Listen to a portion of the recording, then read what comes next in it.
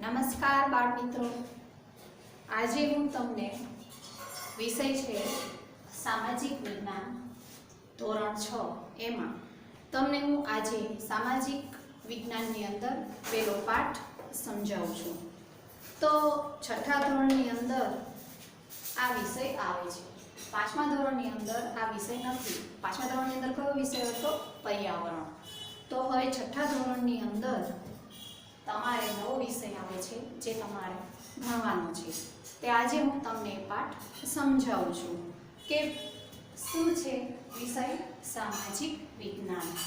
તો સામાજિક વિજ્ઞાન છે તો આપણે સૌ પહેલા સામાજિક વિજ્ઞાન જાણવું હોય તો સૌ પહેલા શું જોવું પડે? આપણે ઇતિહાસ જાણવો પડે।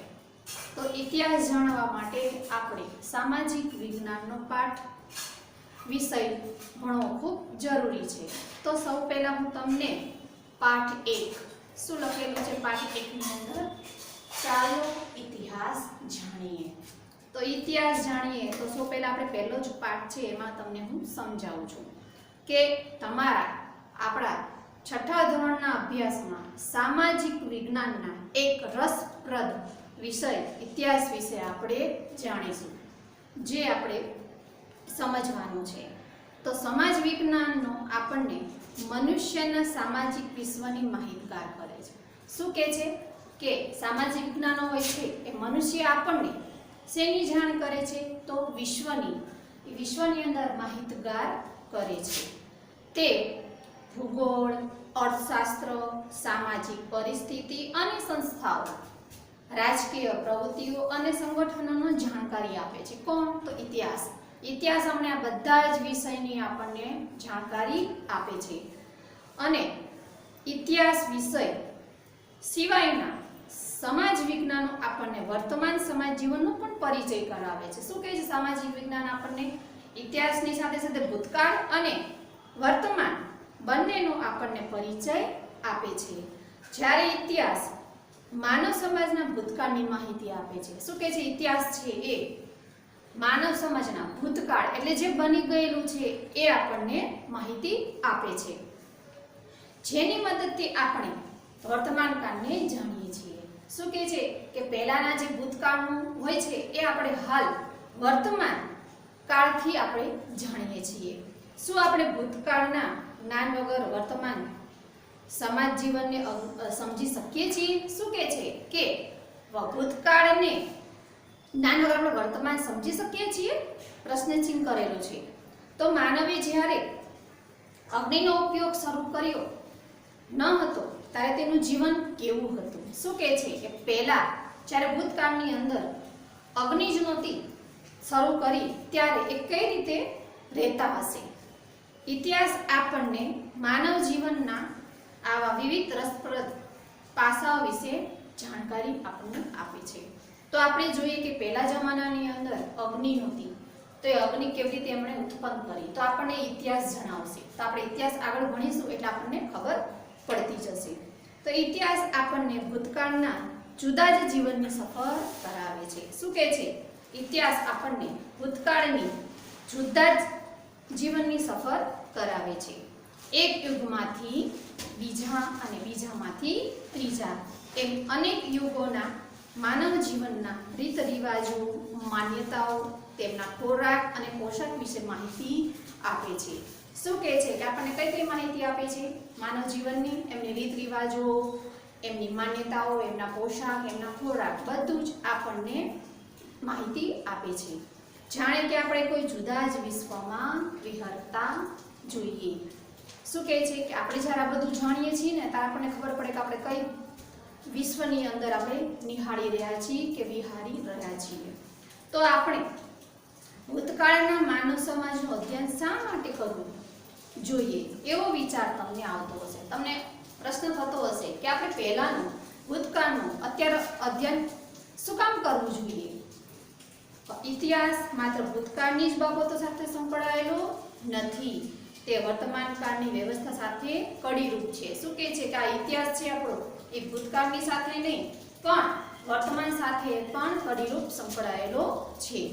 આપણા પૂર્વજો કેવા હતા? આપણને ખબર છે કે આપણા બાપ દાદાઓ આપણને કહેતા હોય છે કે પહેલા જમાનામાં આમ હતું તેમ હતું, તો શું કહેવા માંગે છે? આપણા પૂર્વજો કેવા હતા આપણને પણ ખબર નથી કે આપણા પૂર્વજો કેવા હતા, તે ક્યાં રહેતા હતા. આપણે તો અત્યારે મકાનમાં રહીએ છીએ, તો એ સમયની અંદર આપણા પૂર્વજો કઈ જગ્યાએ રહેતા હતા અને શું ખાતા હતા? કેમ કે ત્યારે તો કંઈ જ હતું નહીં. ત્યારે કઈ રીતે ખાતા હતા? ત્યારે તો આપણે દાળ ભાત શાક રોટલા આપણે બધું અત્યારે કહીએ છીએ, તો પહેલા જમાનામાં એ આપણા પૂર્વજો છે એ શું જમીને જીવન એમનું પસાર કરતા હતા. તો તેમના જીવનની અનેક મહત્વપૂર્ણ બાબતોની માહિતી આપી ઇતિહાસ આપણને માનવીના જીવનમાં આવેલા પરિવર્તનોથી માહિતગાર કરે છે.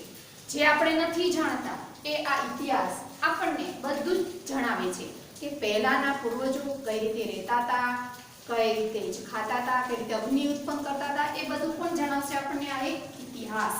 તો ઇતિહાસમાં ઘણું બધું જાણવા જેવું આપણને જોવા મળે છે. તો ઇતિહાસ જાણવાના સાધનો સ્ત્રોત. તો ચિંતને વર્તમાનપત્રમાં વાંચ્યું, ગુજરાત કચ્છમાં 4000 વર્ષ જૂનું શહેર મળી આવ્યું છે. એક બાળક છે તે વર્તમાનપત્રની અંદર વાંચે છે કે કચ્છમાં 4000 વર્ષ જૂનું શહેર મળી આવ્યું છે. એ આપણે પત્રો વાંચીએ, સમાચાર પત્ર આપણે જે રીતે છાપું ઘરમાં આવે છે સમાચાર પત્રો, એમાં આપણે બધી જાણકારી મળીએ છીએ, પણ એ આપણને ખબર નથી. આપણે જ્યારે વાંચીએ છીએ ત્યારે જ આપણને ખબર પડે છે, આપણે કંઈ જોયું નથી. પણ સમાચાર સાંભળીને આપણને એટલી ખબર પડે કે કચ્છમાં 4 વર્ષ જૂનું એક શહેર મળી આવ્યું છે. એ વાંચીએ જ આપણને ખ્યાલ આવે છે, એટલે આપણે એનો મહેસૂસ કરીએ છીએ. તો તેને આશ્ચર્ય થયું. તો આપણે કેવી રીતે જાણી શકીએ કે આ શહેર 4 વર્ષ જેટલું જૂનું છે? આપણને તો નવાઈ લાગે ને, વાંચીને એમ થાય કે હશે તો ખરું જ, પણ આપણે જોયું નથી. તે કોણે અને કેવી રીતે બાંધ્યું હશે? ત્યાંના લોકો શું ખોરાક ખાતા હશે? કેવા કપડાં પહેરતા હશે? આપણને બધું જ નવાઈ લાગે છે કે 4 વર્ષ પહેલા જે શહેર મળી આવ્યું છે કચ્છમાં, તો એ કઈ રીતે રહેતા હશે, કઈ રીતે ખાતા હશે, પીતા હશે, આપણને નવાઈ જ લાગે છે. તો આપણે ઇતિહાસ કેવી રીતે જાણી શકીએ? તો આપણે હવે જોઈએ કે ઇતિહાસ જાણવા માટે આપણી પાસે જુદા જુદા સાધનો છે. ઇતિહાસ જાણવા માટે આપણી પાસે શું છે? જુદા જુદા સાધનો. તો સૌ જ પહેલા છે, ચોપડીની અંદર તમે ખોલીને જોજો જ પહેલો જ પાઠ, એની અંદર આ પાઠ પહેલો જ તમારે સમજવાનો છે, તે હું હવે શરૂ કરું. તો પહેલું છે તાડપત્ર અને ભોજપત્ર. તાડપત્ર કોને કહેવાય અને ભોજપત્ર કહેવાય, એના વિશે હું તમને સમજાવું છું. કે પ્રાચીન સમયમાં માનવી લખવા માટે તાડપત્ર કે ભોજપત્રનો ઉપયોગ કરતો. શું કહે છે કે પ્રાચીન સમયમાં મનુષ્ય છે એ શેનો ઉપયોગ કરતો હતો?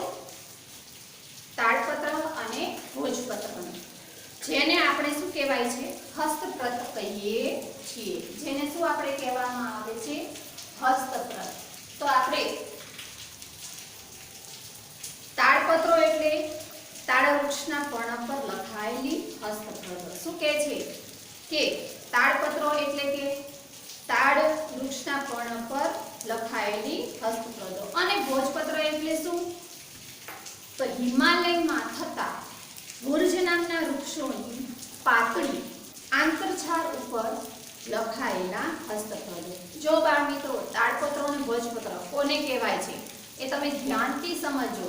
આ પણ એક સવાલનો જવાબ થશે. જો તમે ધ્યાનથી આ પાઠ સમજશો તો તમને ખૂબ જ યાદ રહેશે અને શાંતિથી તમે એને પાઠ સમજજો કે તાડપત્ર અને ભોજપત્ર કોને કહેવામાં આવે છે. તો આપણે એ જોઈ લીધું. પણ તાડના પર્ણ પર અને ભુર્જ જેવા વૃક્ષોની છાલ પર તેઓ હસ્તપ્રત લખતા અને તેમાંથી આપણને તેમની ભાષા અને જીવન જીવવાની પદ્ધતિની જાણકારી મળે છે. આવી અનેક હસ્તપ્રતો મળી છે કે પહેલા જ્યારે કંઈ પણ લખવામાં આવતું હતું ત્યારે આપણે તે સમયમાં નોટ, પેન, પાટી કે ચોપડા કશું જ નહોતું, પણ એ શેની ઉપર લખતા હતા? તાડપત્રો અને ભોજપત્રો. તાડપત્ર અને ભોજપત્ર પર લખેલી હસ્તપ્રતોમાંથી ભારતના પ્રાચીન યુગના માનવી વિશે આપણને માહિતી મળે છે. શું કહે છે કે આ જે બધા લખાણો છે તાડપત્ર અને ભોજપત્ર ઉપર લખેલા છે એ પ્રાચીન યુગમાં માનવીએ જે કંઈ લખ્યું છે એ બધી માહિતી આપણને શેમાંથી મળે છે? તો તાડપત્ર અને ભોજપત્ર ઉપરથી. તો આપણે ચોપડીની અંદર જોશું કે ચિત્ર આપેલું છે, ભોજપત્ર અને તાડપત્રનું ચિત્ર આપેલું છે કે ભોજપત્ર અને તાડપત્રમાં કેવી રીતે લખેલું છે લખાણ, એ તમે બાળકો જોઈ શકો છો. તો આવી હસ્તપ્રદો મંદિરો અને મઠોમાં સચવાયેલી હોય છે કે આ જે હસ્તપ્રદો છે એ કઈ જગ્યાએ હોય છે? તો આપણે મંદિરોમાં અને મઠોમાં જોવા મળે છે. તેમાં સંસ્કૃત, પ્રાકૃત અને તમિલ ભાષામાં લખાણો મળે છે કે આ જે ભોજપત્ર અને તાડપત્ર છે એ કઈ ભાષામાં લખેલા હોય છે? તો સંસ્કૃત, પ્રાકૃત અને તમિલ ભાષામાં લખાણો મળે છે. કવિતા, નાટકો, વાર્તાઓ અને મહાકાવ્યો પણ તાડપત્ર અને ભોજપત્ર પર મળી આવ્યા છે. શું કહે છે? આ ઉપરાંત બીજું જે તાડપત્ર અને ભોજપત્ર પર લખાયેલું હોય છે એ પણ શું હોય છે? કવિતા, નાટકો અને વાર્તાઓ અને મહાકાવ્યો એ પણ તાડપત્ર અને ભોજપત્ર ઉપર મળી આવ્યા છે. તો પોથી સ્વરૂપે પણ સચવાયેલી છે. શું કહે છે કે જ્યારે ઋષિ મુનિઓ જ્યારે ગમે તે ગ્રંથો લખે છે તે પણ શેમાં લખતા હોય છે? ભોજપત્ર અને તાડપત્રો એ પોથી સ્વરૂપે આપણને જોવા મળે છે. જેમાં ધાર્મિક રીત રિવાજો, સામાજિક માન્યતાઓ, રાજાઓની જીવનશૈલી, વિજ્ઞાન, શિક્ષણ, દવાઓ, પ્રાણીઓ વિશે મોટા પ્રમાણમાં માહિતી મળે છે. શેના ઉપરથી? તો તાડપત્ર અને ભોજપત્ર ઉપરથી આપણને આ બધી માહિતી મળે છે. તો હવે 2 નંબર જોઈએ, અભિલેખા. પહેલા તમને મેં ભોજપત્ર અને તાડપત્ર કોને કહેવાય છે, એ શેમાં લખાય છે અને કઈ જગ્યાએ એમને મૂકવામાં આવે છે અને એનો ઉપયોગ કઈ રીતે થાય છે તે મેં તમને સમજાવ્યું. હવે છે અભિલેખા. તો અભિલેખા છે એ શું છે? તો આપણે જોઈએ કે શિલાઓ અને પથ્થરો પર કોતરેલા કે લખેલા લેખને શું કહેવાય છે? અભિલેખ કહેવાય છે. શું કહેવાય છે? કે શિલાઓ કે પથ્થરો પર કોતરેલા કે લખેલા લેખને અભિલેખા કહેવાય છે. તો આપણે અભિલેખોમાંથી પણ ઇતિહાસ જાણી શકીએ છીએ. જેવી રીતે ભોજપત્ર અને તાડપત્ર ઉપરથી આપણે ઇતિહાસ જાણી શકીએ છીએ, એવી જ રીતે અભિલેખા ઉપરથી પણ આપણે ઇતિહાસ જાણી શકીએ છીએ. ઘણીવાર તે ધાતુ પર પણ મળી આવે છે. શું કહે છે કે આ જે અભિલેખાઓ છે તેના ઉપર જોવા મળે છે આપણને? ધાતુ ઉપરથી. રાજા પોતાના આદેશો શિલાઓ પર કોતરાવીને પ્રજા સાથે સંવાદ કરતા હતા. શું કહે છે? જ્યારે પહેલા જમાનાના રાજા હોય છે એ સંવાદ કેવી રીતે કરતા હતા? તો કે શિલાઓ પર કોતરીને તે સંવાદો કરતા હતા. પ્રાચીન ભારતના અનેક રાજાઓ અને રાણીઓએ તેમના રાજ્ય, વિજય, ધર્મ અને સંસ્કૃતિની માહિતી આ અભિલેખો પર અંકિત કરાવી છે. શું કહે છે? એમની જે રાણીઓ હોય છે એ પણ આ અભિલેખા ઉપર અંકિત કરાવે છે. આવા શિલાલેખો અને અભિલેખો પર લખાયેલા લખાણો લાંબા સમય સુધી ટકી રહ્યા છે અને અશોકના શિલાલેખો ખૂબ જ જાણીતા છે. શું કહે છે કે જે અભિલેખાઓ પર તમે લખો છો ને એ વર્ષો સુધી એમનેમ જ રહે છે અને ઘણા સમય સુધી એ પણ ટકી રહે છે. અને એ શિલાલેખ પણ જાણીતી છે? અશોકના. શું કહે છે? અશોકના શિલાલેખો ખૂબ જ જાણીતા છે. આપણે અભિલેખાની માહિતી જોઈ લીધી. હવે છે તામ્રપત્રો. હવે જોઈએ કે તામ્રપત્રો કોને કહેવામાં આવે છે? તો તાંબાના પતરા ઉપર કોતરીને લખવામાં આવતું લખાણ એટલે તામ્રપત્ર. શું કહેવાય છે? કે ફરીથી કે તાંબાના પતરા ઉપર કોતરીને લખવામાં આવતું લખાણ એટલે તામ્રપત્ર. જે હું સમજાવું છું બાળકોએ ધ્યાનથી સમજો. આ તમારા માટે બહુ જ નવો વિષય છે એટલે ઊંડાણથી તમે હું જે સમજાવું છું એ ધ્યાનથી તમે સમજજો. વાંચવા ખાતર વાંચી લેશો તો તમને સમાજમાં કંઈ ખબર પડશે નહીં, પણ તમે આ પાઠ સમજાવો પછી 1-2 વાર તમે સમજો તો તમને ખૂબ જ યાદ રહેશે. અનેક રાજાઓએ પોતાના વહીવટી તંત્ર અને દાનની માહિતી તામ્રપત્ર ઉપર પણ કોતરાવી છે. શું કહે છે કે પહેલાના રાજાઓ હોય છે એ પોતાનું વહીવટી જે હોય છે દાનની માહિતી તે શેમાં કરે છે? તામ્રપત્ર ઉપર કરે છે. અને ગુજરાતમાં આવા તામ્રપત્રો મોટી સંખ્યામાં મળી આવ્યા છે. શું કહે છે કે આ તામ્રપત્રો વધારે કઈ જગ્યાએ જોવામાં આવ્યા છે? તો ગુજરાતમાં. જેમાંથી રાજાના નામ, તેના ધર્મ, વહીવટી તંત્ર અને દાન ધર્મની વિગતો મળે છે. આવા તામ્રપત્રો પાટણ હેમચંદ્રાચાર્યજી લાઇબ્રેરી એટલે કે ઉત્તર ગુજરાતમાં આ તામ્રપત્ર કઈ કઈ જગ્યાએ છે એ આમાં લખેલું છે કે ચોપડીમાં પણ છે. અમદાવાદની એલડી ઇન્સ્ટિટ્યૂટ ઓફ ઇન્ડોલોજી, પછી નવરંગપુરા ભોજે અધ્યયન અને સંશોધન વિદ્યા ભવન અમદાવાદ, શ્રી મહાવીર જૈન આરાધના કેન્દ્ર કોબા એટલે કે ગાંધીનગરમાં સચવાયેલા છે. આ તામ્રપત્ર કઈ કઈ જગ્યાએ સચવાયેલા છે તો એ આપણને અહીંયા દેખાય છે. તો હવે આપણે તામ્રપત્રની માહિતી જોઈ લીધી. હવે શું આવે છે કે સિક્કા.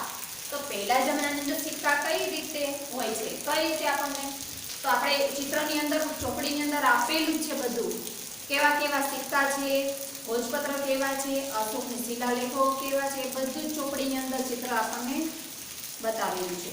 તો હવે જોઈએ આપણે સિક્કા. સિક્કા પણ ઇતિહાસ જાણવાના અગત્યના સાધનો છે. જેવી રીતે આપણે આગળ જોઈ ચૂક્યા છે એવી જ રીતે સિક્કા એ જાણવા ખૂબ જ આપણા માટે જરૂરી છે. તો સિક્કા પર રાજાનું શું હોય છે? નામ, તેના ધર્મ, સંસ્કૃતિ વગેરેની તથા તેના સમયની માહિતી મળે છે. શું કહે છે કે આ સિક્કાની ઉપર શું હોય છે? તો શું કહે છે કે રાજાનું એક તો નામ હોય છે અને તેનો ધર્મ હોય છે અને સંસ્કૃતિ વગેરે તથા તેના સમયની માહિતી મળે છે. ભારતમાં ઈસવીસન પૂર્વે 5મી સદીના પંચમાર્ક સિક્કા મળી આવ્યા છે. કઈ સદીની અંદર ને કઈ ઈસવીસન છે બાળકોએ ખાસ ધ્યાન રાખવાનું છે કે ભારતમાં ઈસવીસન પૂર્વે 5મી સદીના પંચમાર્કના સિક્કા મળી આવ્યા છે, જે સૌથી જૂના સિક્કા છે. પહેલા જમાનાના છે આ સિક્કા. તમને ચિત્રની અંદર દેખાતું હશે સિક્કા આપેલા છે કે પહેલા જમાનાના સિક્કા કેવા હોય છે. આ સિવાય ગ્રીક રાજાઓ, મૌર્ય કાળ અને ગુપ્ત યુગના અનેક સોના ચાંદી તાંબાના સિક્કા જે તે રાજ્યની સામાજિક, ધાર્મિક, આર્થિક અને રાજકીય માહિતી આપે છે. શું કહે છે કે આ જે સિક્કા છે તાંબાના એ સાથે સાથે સોના ચાંદીના તાંબાના બધાના સિક્કા હોય છે તે આપણને કઈ કઈ માહિતી આપે છે? તો સામાજિક, ધાર્મિક, આર્થિક અને રાજકીય આ આપણને માહિતી આપે છે. તો બાળકો સામે તમે જોયું પેજ ઉપર 3 ની અંદર સિક્કા આપણને જોવા મળે છે કે સિક્કા કઈ ટાઈપના છે. તો પંચમાર્ક સિક્કા અને શું કહેવામાં આવે છે? પંચમાર્ક સિક્કા. તો ધાતુના ટુકડાઓને છાપ ઉપસાવવા ડીબામાં મૂકી દબાણ આપી બનાવતા સિક્કાને પંચમાર્ક સિક્કા તરીકે ઓળખાય છે. તો બાળ મિત્રો આજે તમને મેં આટલું સમજાવ્યું છે કે તમે ધ્યાનથી સમજો અને અભ્યાસ ખૂબ જરૂરી છે. એટલે જે પાઠ હું તમને સમજાવું આજે પહેલો જ સામાજિક વિજ્ઞાનનો એક ભાગ તમને મેં સમજાવ્યો છે અને બીજો ભાગ પછી તમને સમજાવીશ. પણ પહેલા ભાગનું જેટલું મેં સમજાવ્યું છે એને વાંચજો, મગજમાં ઉતારજો, તો જ તમને આ સામાજિક વિજ્ઞાન યાદ રહેશે. હું જે બોલું છું એનું તમારે ધ્યાનથી સાંભળવાનું છે અને પાઠ છે વાંચવાનો છે. પણ અમુક મુદ્દા મેં જે પહેલો ભાગ તમને સમજાવ્યો છે તો એના હું મુદ્દા હું તમને સમજાવું છું, એ તમારે યાદ રાખવાના છે. આની અંદરથી કેટલા બધા સવાલ જવાબ આપણને મળી આવે છે.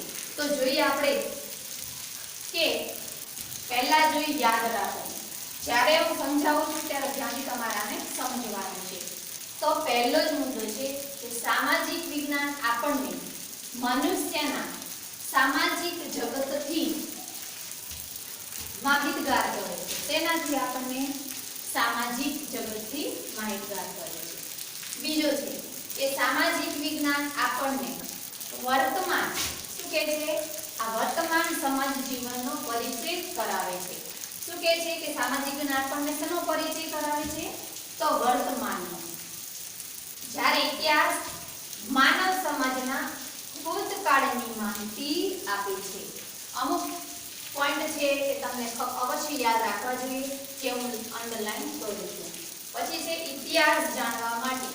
ઇતિહાસ જાણવા માટે આપણે તાડપત્ર, ભોજપત્ર, અભિલેખા, તામ્રપત્રો, સિક્કા, ઈંટો, પથ્થરો, ઓજારો અને ખોરાકના નમૂનાઓ, મનુષ્ય અને પ્રાણીઓના હાડકાં, આભૂષણો, પોશાક, પ્રયાણ વર્તનો, ગ્રંથો વગેરે જેવા સ્ત્રોતોનો ઉપયોગી બને છે.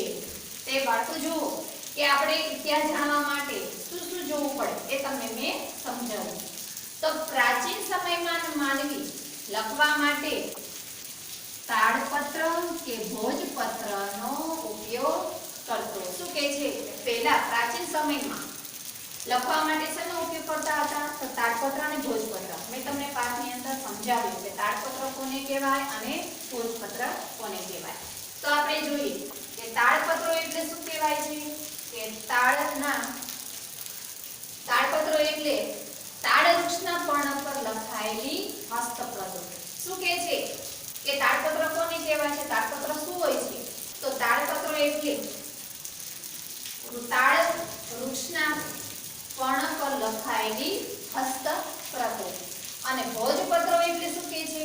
કે હિમાલયમાં થતા ભુર્જ નામના વૃક્ષોની પાતળી આંતરછાલ ઉપર લખાયેલી હસ્તપ્રતો.